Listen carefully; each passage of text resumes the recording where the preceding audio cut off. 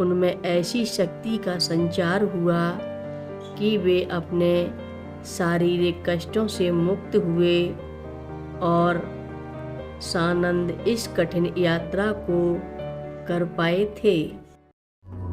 मंदाकिनी सलिल चंदन चर्चिताय नंदीश्वर प्रमथनाथ महेश्वराय मंदार पुष्प बहु पुष्प सुपूजिताय तस्मै मकाराय नमः शिवाय।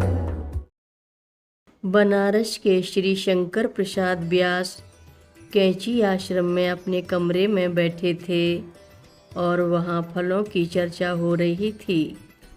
वे इस संबंध में यूँ ही कह बैठे कि बाबा जी की कृपा से सभी कुछ खाने को मिला, पर मौसमी फल आम के दर्शन नहीं हुए। इसके कुछ समय बाद ही वे मंदिर परिसर में आए, जहाँ बाबा जी अपनी कुटिया में विराजमान थे। इन्हें देखते ही बाबा जी बोल उठे, आम खाने को नहीं मिला। आप बाबा जी की बात सुनकर लज्जित हुए और चुपचाप उनके पास बैठ गए। थोड़ी ही देर में एक भक्त टोकरी आम लेकर बाबा जी के सामने उपस्थित हुआ और उसने वह टोकरी बाबा जी को अर्पित की। उन्होंने पास में खड़े एक परिकर से उस टोकरी को व्यास जी के कमरे में पहुंचाने को कहा।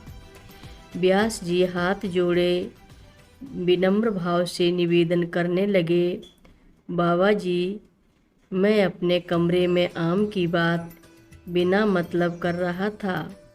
अब इतने आमों का मैं क्या करूँगा? ऐसा कहकर उन्होंने थोड़े आम उस टोकरी से निकालकर अपने हाथों में ले लिए। बाबा जी उन्हें देखकर मुस्कराते रहे।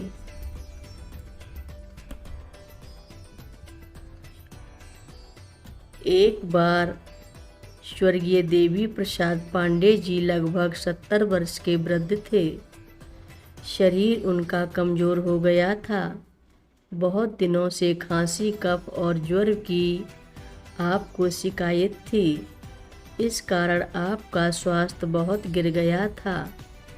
एक चतुर्दशी को आप उपवास में थे और शिवार्चन करने के बाद कैंची आश्रम महाराज जी के दर्शन करने चले गए। उन्होंने जैसे ही बाबा जी को नमन किया, बाबा जी ने उनके माथे में लात मार दी। वे अपने को साध नहीं पाए और गिर पड़े। वे बाबा जी से प्रार्थना करने लगे कि अज्ञानतावश जो भी अपराध उनसे हुआ हो, वे उन्हें क्षमा कर दें। बाबा जी बोले, तूने पहाड़ की माइयों को अमरनाथ के दर्शन कराने ले जाना है।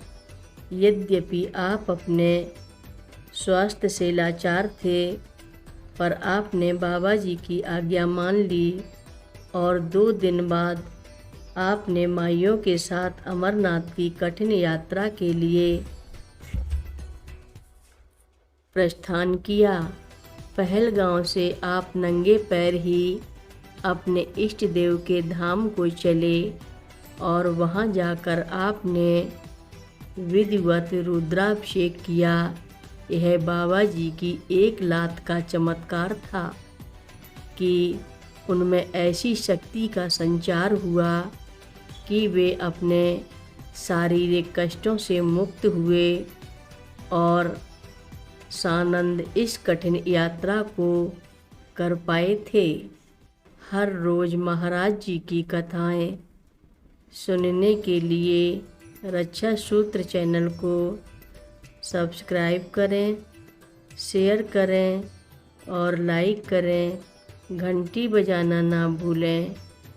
कमेंट बॉक्स में लिख भेजें, जय नीव करोरी बाबा जी महाराज। बोलो नीव करोरी बाबा जी महाराज की जय बोलो।